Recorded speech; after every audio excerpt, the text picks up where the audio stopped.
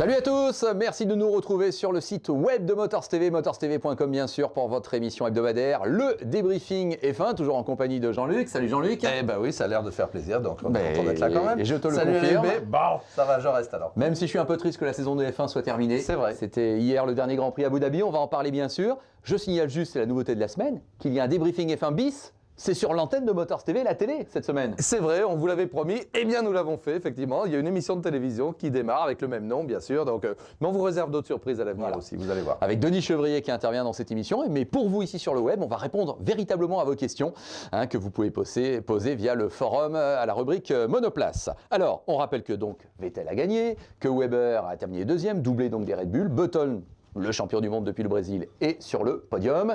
Et puis quelques performances dont on va parler, notamment par rapport au Renault. Mais la première question, Jean-Luc, elle est assez évidente. Open Wheel, Statistic Man, Prince-Caméléon de F1action.net te la pose. Qu'as-tu pensé de ce Grand Prix d'Abu Dhabi et notamment de ce circuit? Est-ce que c'est pas un peu too much?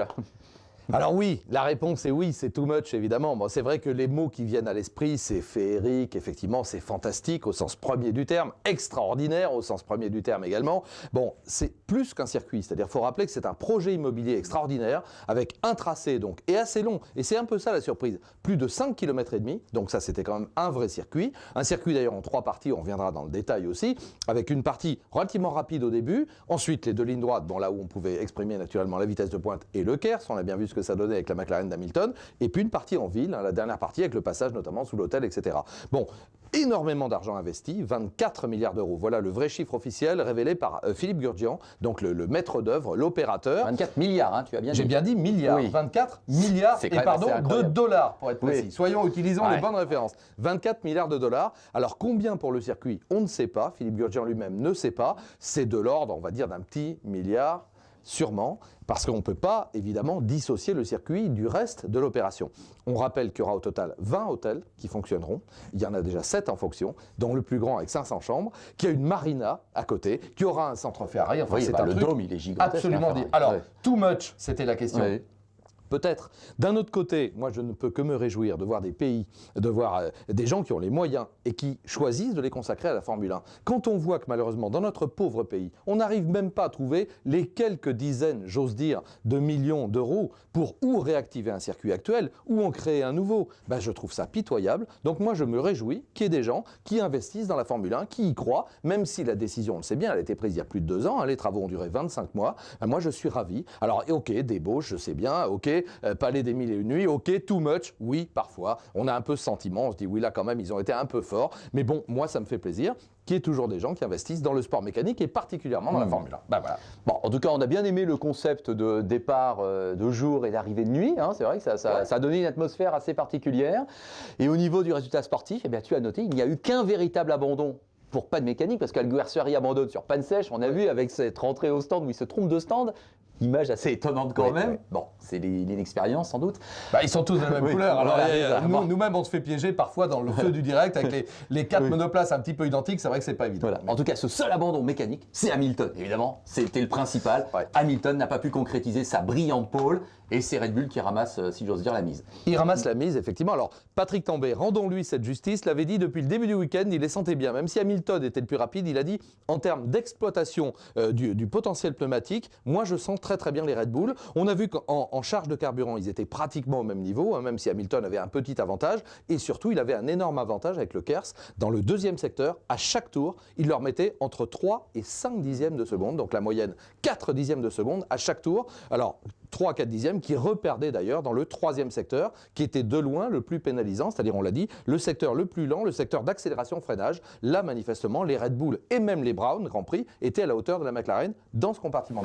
Petite question de Statistic Man, sortie des stands inédite, mais un peu douteuse. C'est le terme qu'il emploie. Qu'est-ce que tu en penses? Oui, maintenant il n'y a pas eu d'incident. C'est vrai qu'on pouvait se demander, d'abord il y a un virage assez étroit, et puis ce passage effectivement en souterrain, on va dire, pour la visibilité des pilotes, la vision plus exactement des pilotes. On a vu que de nuit c'était quand même remarquablement éclairé. Bon, il n'y a pas eu de problème, c'est vrai que c'est spectaculaire. Ne pensons pas, ou pensons peut-être à l'avenir, s'il y avait eu un crash effectivement, si un pilote avait pris le mur à cet endroit-là et que l'auto s'était mise en travers à cet endroit-là, c'est vrai que là ça aurait pu poser de graves problèmes. Bon, ça n'a pas été le cas, on ne va pas jouer à se faire peur. Ah oui. Alors, beaucoup de réactions par rapport à 2 faits. Alors, il y a Renault, on va en parler dans quelques instants, mais Nicolas 14 et Skitak ont flashé sur Kobayashi. Et je crois qu'ils ne sont pas les seuls.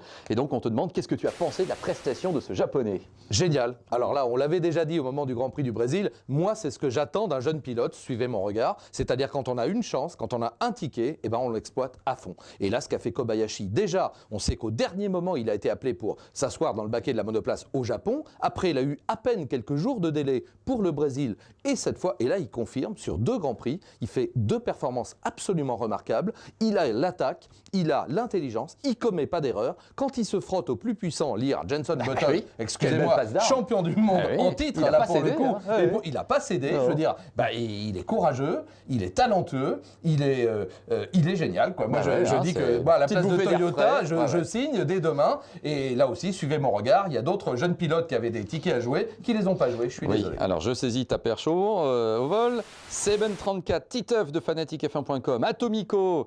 Et puis je sais qu'Alonso, Boris Alonso, globalement, se pose les mêmes questions. Romain Grosjean, peut-il garder son baquet? Et sinon, qui pour le remplacer? Alors, soyons crus, là aussi, je suis désolé, je vais peut-être me faire des ennemis, mais moi j'ai l'habitude de dire ce que je pense. Non, il n'a pas démontré, Romain, autant le début. Son arrivée à Valencia, et on l'a souligné, était tout à fait convenable, même plutôt bien. Mais après, il n'a absolument pas confirmé. Alors je sais, on va trouver plein d'excuses. Bon, moi je suis désolé, hein, quand j'ai un jeune pilote qui est débutant et qui, lors de son 2e Grand Prix à Spa, va oser affirmer que c'est le type qui est en train de se battre pour le champion du monde, qui est devant, et qui l'a gêné, qui est venu s'excuser, c'est du n'importe quoi. Donc on a un petit peu d'humilité, c'est peut-être ce qui lui a manqué, maintenant on peut en parler au passé. Non, à mon avis, il a à peu près 0 chance sur 100 de se retrouver dans un baquet de Formule 1 en 2010. Il faut le dire, je ne vois pas qui miserait sur lui, surtout qu'il y a tellement de bons pilotes actuellement, ou de pilotes qui sont aux portes de grandes écuries. Là, il y a un remaniement comme on n'en a peut-être jamais vu en Formule 1, on le sait, il y a plein de baquets, y compris chez McLaren, par exemple, quand même des baquets extraordinaires, y compris chez Brown, tant qu'on n'a pas la confirmation absolue que Nico Rosberg, qui a signé donc avec Mercedes, arrivera à la place de Barrichello. Enfin bon, il y a tout un tas de très bons baquets à négocier. Moi, je suis désolé, mais pour parler de lui, Romain Grosjean, il n'a pas convaincu du tout, en tout cas, il ne m'a pas convaincu. Je le dis crûment, il était loin du compte. Voilà, quand on voit ce que fait Kobayashi, moi je suis désolé. Ça, c'est sûr, la comparaison est difficile pour Romain Grosjean, malgré tout. Et dans la version télé du débriefing F1, Denis Chevrier nous en a parlé. Week-end catastrophique pour Renault. 14e Alonso, 18e Grosjean. Même Fernando, on a eu le sentiment, hein, Alonso n'y était pas. Démotivé. Là, c'est clair, Fernando, c'est pas de lui faire offense, parce qu'on l'a vu à la bataille et tirer le meilleur vraiment de monoplace qui était moyenne, parce que, bon, certainement, elle n'a pas progressé, c'est un euphémisme, hein, la Renault, donc comme les autres ont progressé, elle a plutôt régressé. Mais quand on voit, et là aussi qu'on ne cite pas en référence l'écart de temps entre celui d'Alonso et celui de Grosjean sur ce Grand Prix, Alonso, oui, était démotivé, c'est parfaitement clair. Il a donné tout son jus, maintenant il a déjà la tête à Ferrari, on peut pas l'en vouloir, il a tellement donné à Renault, il a remercié Renault. Il y a eu les 2 titres de champion du monde et Renault l'a donné. Enfin, je veux dire, c'est réciproque. Hein. Donc, de toute manière, c'était une très belle histoire. Maintenant, je croise les doigts et je souhaite de tout cœur que Renault soit toujours sur les grilles de départ en 2010 parce que je pense qu'il y a toujours une petite dose d'incertitude. Bon, allez, encore 2 questions, Jean-Luc. Lounge 888, ça a été annoncé ce week-end, effectivement. Que penses-tu de l'arrivée de Senna, Bruno, chez Campos? Que du bien, évidemment. Avoir un nom comme celui de Senna à nouveau sur une grille de départ en Formule 1, alors qu'on le sait tous, hein, malheureusement, depuis ce fatidique 1er mai 94, ça n'est plus le cas. Ce sera 15 ans, j'allais dire, vraiment de manque. Alors, évidemment, il va falloir que Bruno, qui est un garçon qui a la tête bien faite, bien pleine, il a 26 ans hein, déjà, donc c'est pas un gamin. Évidemment qu'il rêvait de faire de la Formule 1. Il a roulé avec l'équipe Oreca cette année. Il a roulé en GP2 avec talent. Bon, on va voir ce qu'il révèle au plus haut niveau, la Formule 1. Pour le moment, soyons clairs, il y en a eu des plus rapides que lui, c'est pas lui faire outrage non plus. Oui, il y en a eu des plus rapides. On l'a vu sur Motors TV, exactement, même en GP2. Exactement. Oui. Maintenant, je pense qu'il a peut-être le métier maintenant. Bon, il va débuter dans une écurie nouvelle également. Je commence pas à lui chercher des excuses. Hein. On émettra une opinion aussi tranchée qu'on l'émet dans d'autres domaines. C'est pas parce qu'il s'appelle Senna, et d'ailleurs, il n'aimerait pas être jugé autrement. Maintenant, je pense que Bruno accède enfin au pinacle avec une nouvelle écurie, on l'a dit. Bon, on va lui donner une année de transition, le temps que l'écurie elle-même se règle, mais il va falloir qu'il soit convaincant, d'autant qu'il y a l'ombre qui plane, l'ombre terrible, l'ombre impressionnante, mythique d'Ayrton, évidemment. Donc, porter le nom de Senna et arriver en Formule 1, je crois qu'il va mal dormir, évidemment, avant le premier Grand Prix, mais j'espère qu'il dormira bien après. Voilà. Et au niveau de l'actualité qui ne s'arrête jamais en Formule 1, eh bien, au lendemain de ce Grand Prix d'Abu Dhabi, nouvelle en provenance du Japon, Bridgestone se retirera donc à la fin de l'année 2010, le manufacturier unique en Formule 1 depuis bien des années déjà. Alors que penses-tu de cette nouvelle qu'on n'attendait pas forcément?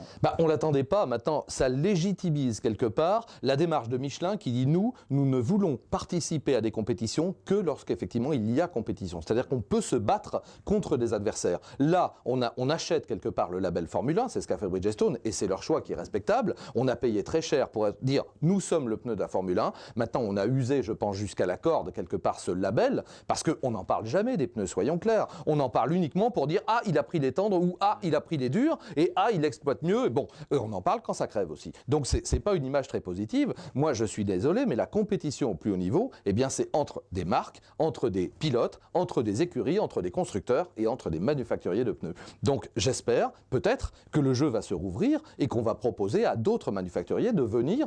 On pense évidemment à Michelin, mais pourquoi pas Dunlop, Goodyear, je n'en sais rien, et qu'on ait à nouveau un débat ouvert avec au moins 2 manufacturiers en Formule 1. Alors c'est vrai que ça introduirait, oui on est avec le bon ou on n'est pas avec le bon. Mais c'est ça la compétition dans un chien. Sinon, si on ne veut pas faire de compétition, reste chez soi. Voilà. Bon, écoutez, on va s'arrêter là. Mais vous avez bien compris que cette semaine, donc, il y a 2 débriefings F1 pour le prix d'un. Un sur la télévision grande vitesse et puis l'autre sur le web comme d'habitude. N'hésitez toujours pas de toute façon à converser avec nous via le forum. Et puis vous le savez, Denis Chevrier répond personnellement à vos questions. Il y a toute une section du forum qui lui est réservée. Jean-Luc, merci. Merci. Reprends un peu tes forces parce que tu as fait toi aussi ton année de F1, 17 Grand Prix. C'était un bel effort. Mais c'était avec grand plaisir. Et puis avec grand plaisir sur ce débriefing F1 qu'on a toujours une grande joie à vous proposer. On espère que vous avez aussi de la joie à les visionner et à les commenter parce que j'imagine on est d'accord. Et nul doute qu'on se retrouve très bientôt. Allez, salut à tous.